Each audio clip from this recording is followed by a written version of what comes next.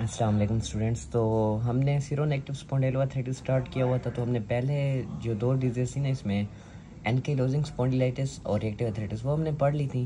तो अब तीसरी है सोरिएटिक आर्थराइटिस। पहली दो तो बहुत इंपॉर्टेंट थी, वो अपने बहुत अच्छी तरह याद करनी है एग्ज़ाम पॉइंट ऑफ व्यू से। तो जो सोरिएटिक आर्थराइटिस है ना, ये जस्ट एमसीक्यू के लिए आपने रीड करनी है। तो मैं इसको आपको इसकी दो तीन मेन बातें बताऊंगा जो एमसीक्यू पॉइंट ऑफ व्यू से, बाकी ऐसे ज़रूरत नहीं है, आप कर भी सकते हैं, लेकिन अगर आपके पास टाइम कम है तो फिर एज सच इम्पॉर्टेंट नहीं है। तो जो सोरिएटिक आर्थराइटिस है ना, ये उन पेशेंट्स में होती है जिनको स्किन की डिजीज़ सोरियासिस हो मोस्टली। उसके बगैर नहीं भी, मतलब वैसे भी हो सकती है, लेकिन मोस्टली ना सोरियासिस के पेशेंट में होती है। तो आपको अगर कभी यानी कि क्वेश्चन आएगा तो उसमें सोरियासिस की हिस्ट्री होगी, साथ में जो एज होगी ना पेशेंट की वो होगी 25 to 40 के बीच में। तो ये दो पॉइंट आपके लिए इम्पॉर्टेंट हैं, ठीक है, डायग्नोसिस के लिए। तो अब जो क्लिनिकल फीचर है ना, तो इसकी जो मोस्ट कॉमन प्रेजेंटेशन है वो है एसिमेट्रिकल इन्फ्लेमेटरी ओलिगोआर्थराइटिस। ये इसकी मोस्ट कॉमन प्रेजेंटेशन है। और distal interphalangeal joint arthritis is the most typical pattern of joint involvement in psoriasis.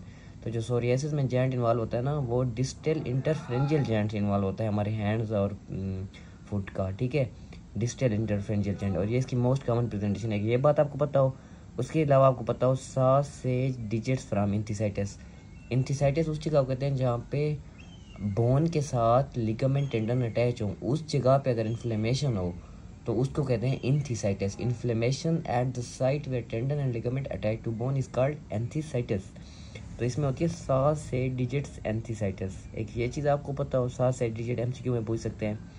इसके अलावा आपको पता हो कि एक टर्म है आर्थराइटिस मल्टी लेंस, यानी कि सवेयर डिफॉर्मिंग इरोसिव आर्थराइटिस, जिसमें मार्क्ड कार्टिलेज और बोन की डिस्ट्रक्शन और शॉर्टनिंग होती है, जिसको हम कहते हैं टेलीस्कोपिक फिंगर्स। तो जो टेलीस्कोपिक फिंगर्स है ना, ये एमसीक्यू पॉइंट ऑफ व्यू से आपको पता हो आर्थराइटिस मल्टी लेंस, ठीक है। उसके अलावा जो एक्स्ट्रा आर्टिकुलर फीचर्स हैं, एक्स्ट्रा आर्टिकुलर फीचर्स, उसमें नेल चेंजेस इसमें होती हैं, ठीक है। और इसके अलावा आपको, अब मैं डायग्नोसिस पॉइंट ऑफ व्यू से आपको बता दूं कि जब हम पेशेंट की एक्सरे करवाते हैं ना, ये एमसीक्यू पॉइंट ऑफ व्यू से बहुत इंपॉर्टेंट है। Pencil in cup deformity at distal interphalangeal joint. Distal interphalangeal joint पे पेंसिल इन कप डिफॉर्मिटी बनती है, एक्सरे पे नजर आती है, और ये एमसीक्यू के लिए इंपॉर्टेंट है। ट्रीटमेंट वहीं सेम है, एनएसएडी मार्स एंटी-टीएनएफ थेरेपी। तो इसके बाद हम करते हैं एंटीरोपैथिक आर्थराइटिस, मतलब जीएडी की जो मतलब हमने पढ़ी थी इन्फ्लेमेटरी बाउल डिजीज, उनकी एसोसिएशन में जो आर्थराइटिस होती है। तो इसमें आपको पता हो कि ये आर्थराइटिस होती है in association with IBD, inflammatory bowel disease, और वो कौन सी हैं, अल्सरेटिव कोलाइटिस और क्रोन है। 20% पेशेंट्स की एसोसिएशन क्रोन से होती है और 10% की अल्सरेटिव कोलाइटिस से होती है।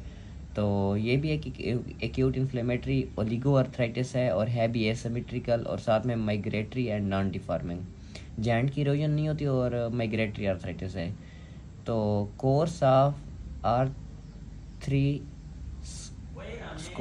स्कोनिसाइड्स with exacerbation of GIT disease. तो इसमें क्या होता है, course of arthritis coincide, last पढ़ने में थोड़ा इशू हो गया, कोर्स ऑफ स्पेस नहीं दी हुई थी ना इनने आर्थराइटिस के साथ और कोइंसाइड के साथ। तो course of arthritis coincide with exacerbation of GIT disease, मतलब जीआईटी की जो डिजीज होगी ना, वो जितनी ज़्यादा लीथल होगी, जितनी ज़्यादा उसकी मैनिफेस्टेशन ज़्यादा होगी, उतनी ही आर्थराइटिस की ज़्यादा होगी।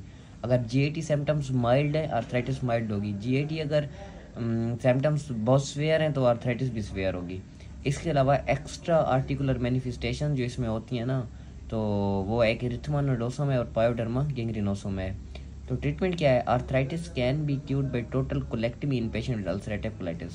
तो हम पूरा कोलोन निकाल लेते हैं इन पेशेंट्स का, तो आर्थराइटिस भी ठीक हो जाती है और अल्सरेटिव कोलाइटिस भी, क्योंकि इसका ये जीआईटी के एसोसिएशन में है ना। तो जब हम जीआईटी के उस अफेक्टेड पार्ट को जब निकाल लेंगे तो डिजीज तो खुद ब खुद ठीक हो जाएगी। तो बस इसके लिए इतना ही काफ़ी है। इसके बाद हम नेक्स्ट टॉपिक स्टार्ट करेंगे, गाउट, वो अगले लेक्चर से स्टार्ट करते हैं। Thank you.